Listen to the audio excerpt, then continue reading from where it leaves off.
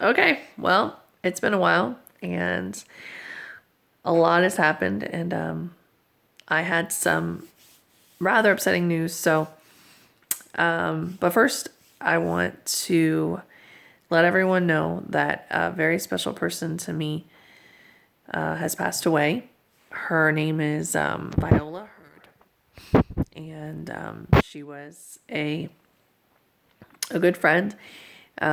She came into my life because Miss King, who was a neighbor of mine, hired her to come clean my house when I was going through chemo about 3 years ago. And I'll say 2 years ago. And she hired her for a couple months. And then I said, I will pay you to come to my house if you don't mind. And we worked out a deal. She only charged me $15 an hour, which is, if anyone's ever hired a housekeeper, it's a really good deal. She was 70, or she was 77 when she passed. So I'm guessing she was probably about 75 when I hired her. She moved like she was in her 60s or 50s or whatever. She's had a ton of energy. She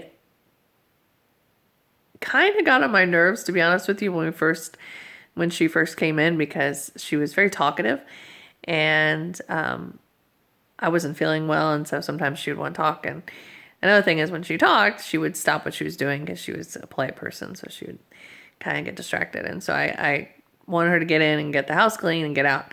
And then I started to get to know her, and that changed. And so I would sit down and we would talk for a while, and I found out something about her family, and she definitely got to know my family and my children. And she cleaned their bedrooms and cleaned up after them and folded their laundry and she started doing her laundry, which was, more than before.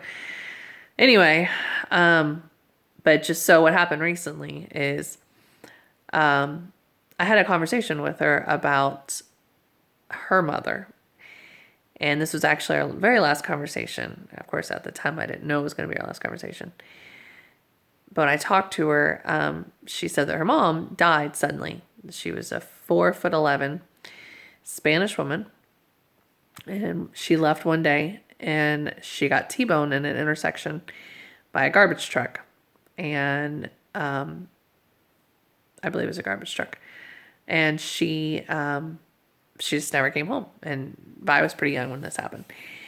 And I didn't think anything of the conversation. I was sad for her, but that was just another piece of the puzzle. And I told her how much she meant to me and how I look forward to seeing her every week, because she, at this point, she's coming every week. But then she didn't come to the house the next week. And it was very weird because she didn't call. And if she doesn't show up, she calls. So Thursday is her normal day. And Thursday came and no vi. So I was upset and I was bummed the whole day, because that's the one day a week my house gets completely clean. Like, it's my serenity day. And then another strange thing is my brother, who doesn't have a housekeeper, asked if I would come out as a favor one time and clean, or possibly come regularly, but she was really busy. So anyway, she had called him on Tuesday, and then was supposed to show up on Friday, and she never showed up. Didn't call. So I thought, well, that's weird. But her husband was bedridden because he had a stroke. So I thought, well, probably it has something to do with her husband. And my gut instinct was to give her some space. If it was my husband, I wouldn't want a bunch of people harassing me, especially if it was about work. So my mom called and left a message, and my husband called and left a message, but that was it. We just thought, well, if there's something wrong, we'll hear back. Well, we didn't hear back. Then the next week was Thanksgiving. Still nothing. Still no vi. And it was a few days later, still no vi.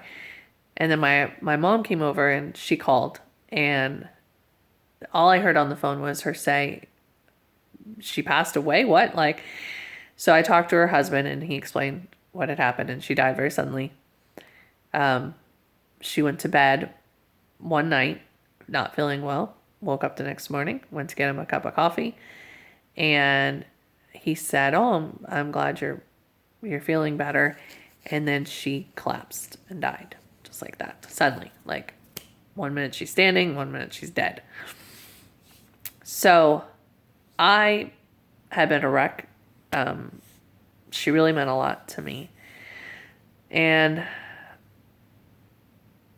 I thought for sure she would outlive a lot of people, me included. I mean, I have no plans on dying, but honestly, considering my health, I'm sure she thought she would probably live longer than me. So this was a shock, and she's such a good person. My arm is getting sore. Oh boy. There. So then, so anyway, I've been bummed and trying to figure out what I'm going to do. Of course, my problem of not having a housekeeper is very small compared to what they're going through. And I'm not trying to say it's a big deal. It's a big deal to me and my family, but it's not obviously a big deal to anybody else. So then I went to chemo yesterday. And it was kind of a weird day. Josie and Harley went with me, which doesn't happen ever. But they begged and begged to have the time to go with me. And then we left at like 4 o'clock in the morning, 5 o'clock in the morning. And we were there all day. But I got some other bad news. The chemo that I'm on right now isn't working. And it's I have what's called, anybody who isn't around chemotherapy or cancer, you're very lucky. And also you wouldn't know that there's things called tumor markers. And it's not the only way they determine the stage of my cancer, but it's a big way of knowing if things are working or not working. And they've got actual multiple ways of measuring the tumor markers, and all 3 tests, my tumor markers were going up. So what had happened was when I first started this new chemo, which is now my old chemo, my tumor markers started out like 104, 105. Then it went up to 150 something. But they said, well, it's not that big of a jump, and it can happen sometimes when you switch chemo. Then it went up to, and then it plateaued at 157. And they're like, oh, well, we're that's good. And that was my last visit, which with my doctor, my oncologist said, we're doing good. I'm not concerned. You plateaued, But she hadn't had that day's tumor markers. So she had just the month prior. It takes most of the day to get tumor markers back. So the nurse came in and said that your tumor markers are up, and she's probably going to change your chemo, which is bad news, because at this point I'm only going once every 5 weeks for chemotherapy, and it's a delayed release.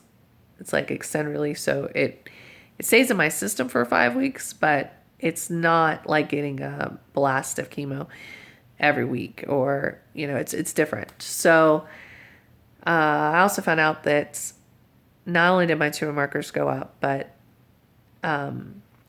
there's some spots in my liver, and that was new information that I didn't have before, as well as I'm going to have to go on an oral chemo, which changes things in it. There's extra precautions that I have to go through now, which I didn't have to do before. Like wiping down the toilet every time I go to the bathroom. If I throw up, someone has to use gloves. Just like things that, it's just a pain. I mean, I don't know how else to put it. It's not fun. So, and there's some other things that are kind of too adult to post, but things with my husband that I have to be extra careful. I think you can imagine what I'm saying. So anyway, I'm sad, and I'm down, and I don't know how to pull myself out of this rut. I'm sad about Vi. I'm sad about my cancer. I feel like I should be healed by now.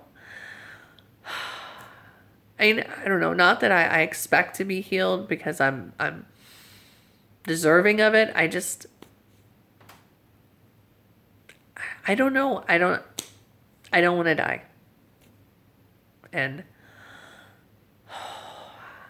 I've got so much to live for with my children, and I just want to be done with chemo so I can go back to living a normal life and not being sick. And I feel like I've been going through this for so long.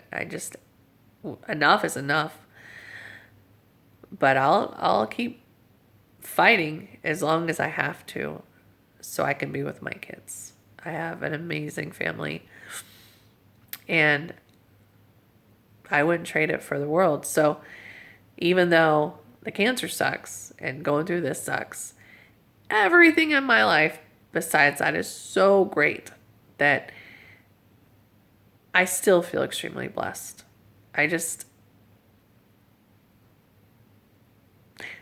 kind of feel like I'm cheating them out of a normal life. And that's what bothers me the most. I wish my kids didn't have a sick parent, you know? So, anyway, I don't want to keep rambling. I talked to a very good friend.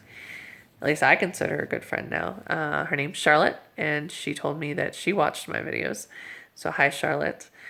I was hesitant to make another one because I figured nobody was watching it. And I kind of felt stupid talking into the camera. But if people like my videos, I will post more and I will share what it's like, and I will post what the chemotherapy, I start my oral chemotherapy next week. I started my new chemotherapy yesterday. So I have a combination of two. I take the oral chemotherapy every day, and then I have 1 week off. And then I go in for chemotherapy once a week, 2 on, 1 off. So, yeah. But I hope everybody is doing well out there. And when I say everybody, I mean Charlotte, because that's the only person I know that will watch this. All right. That's it. Bye.